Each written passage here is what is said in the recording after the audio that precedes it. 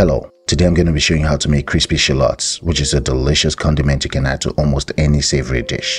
You can use any amount of shallot bulbs you need, just make sure you peel them first. Let's do this. We're going to use a mandolin to slice them into thin slices. Be careful and watch your fingers. Once you're done, add some sea salt and let it sit for 1 hour.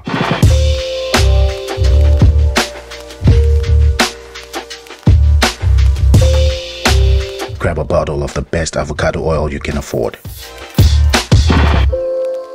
This oil will last for months, so you want to use the best oil you can afford. Dump about a cup or two into a pan set to medium heat. Dab off the moisture from your shallots, and before your oil gets really hot, you want to add your shallot slices. Spread your shallots around and bring them to a gentle fry.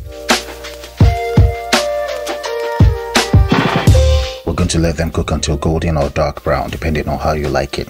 This could take anywhere from 20 to 25 minutes.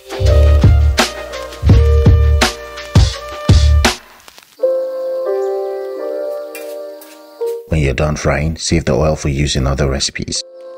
Don't rush the process and be sure to give it a stir occasionally. Once you're satisfied, take it off the stove. They would continue to cook even after you take them off the stove, so you want to take them off early. Drain them completely, then you want to set them aside and let them cool. If you're enjoying this video so far, please don't forget to hit the like button. Thank you. As you can see, our crispy shallots have darkened even more. Go ahead and taste some. It's so crispy and delicious. Thanks for watching. Enjoy.